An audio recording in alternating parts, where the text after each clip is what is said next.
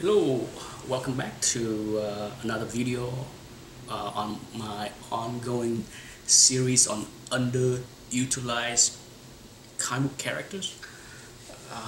The last one was on Man-Bat, and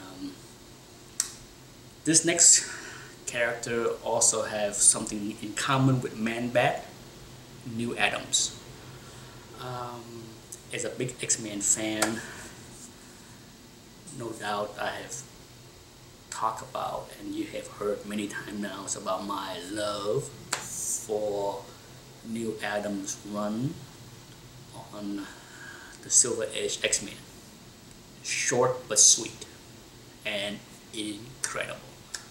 Anyhow, one of the great, there was just so many great things about the short run from 56 to 63, but one of the underutilized character that came out of that series is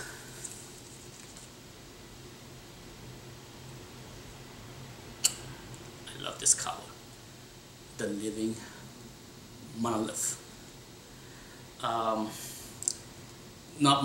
Not much can be said about this amazing cover. For those that's not familiar, Neil Adams did another version of this cover, and the editor didn't like it and make him redo this one. I was trying to find a picture of that cover. It's a beautiful cover also, but I understand the reason why they didn't want to do that, because it covered up the X-Men logo. But it's hard for me to choose which one, because I think the original drawing with the X-Men tied to the logo is just amazing. But this one is pretty awesome too. Anyhow, let's get back to talking about this character. It's shocking to me after I read this series for the first time and fell in love with the beauty of this villain. I can't believe that Marvel basically scrapped him since. I think he has appeared 2 or 3 other times in books like Marvel Team Up. I have seen the Monolith on the cover of Power Man and Iron Fist, but I think on that book the X-Men was also guest appearance. So it is shocking to me that Marvel, the writers and artists, have not been able to make more good use of this character, especially with his tie to Alex Summer, Havoc, which I also love.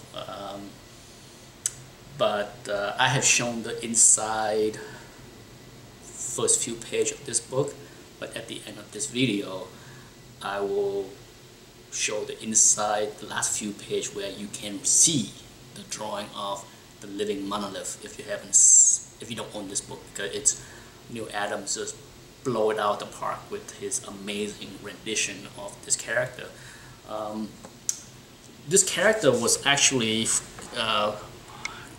appear in issue 54 and 55 as a living fella. I bought and submitted this book back in my very first batch to CGC back in 2009. But here's my true copy of 54 and 55, the first appearance of the living fella that eventually turned into the Living Monolith. And also this book is considered important because it is the first appearance of Alex Summer. So here is my true copy. I submitted these, and there's part of me that wish I never did, so that I can show it to you, the inside. But they are beautiful copies, and both get 9.0. It's always neat for me to see books that I bought 20-30 years ago that I was able to keep in good shape and get decent grade from CGC on them. But so if you want to read more about the Living Monolith, for sure get these two issues, and then of course get yourself the Neal Adams X-Men run, because I cannot believe that he is so underutilized for one of the coolest looking villain out there. How can you not? How can you not? Anyhow, let me give you a closer look, and thanks for watching. Okay, so now we are looking at the content of the book with the great Neal Adams and Tom Palmer art and inking. Beautiful, look at that.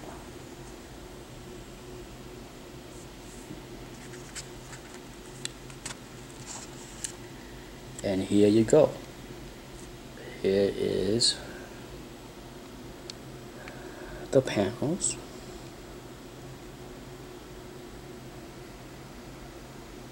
That show the transformation from the living Farah to the living monolith. Look at that.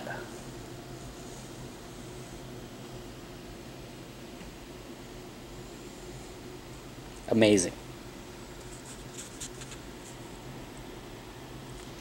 Simply stunning. Here you go.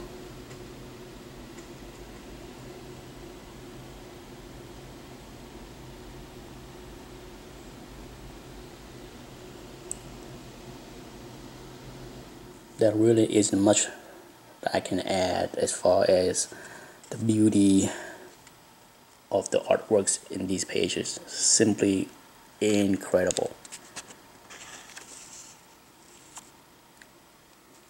Whenever I look at something like this, it's hard for me to understand people that are not a big fan of Neal Adams. They are out there. There are people that actually don't really care for his work. So I just don't get it. But art is subjective, I guess. So there you go. Short and sweet as far as the appearance of the Living Monolith. One thing I noticed when I showed this book the first time was at an angle. Let's see. You see this P right here. You know what? When I shot this, the previous video using this book, I noticed on the playback that I saw this P and other impression here, and I realized that really it's nothing bad about it, because I have a few other copies of this book in lower grade, and they all have similar issues. Basically, this is it.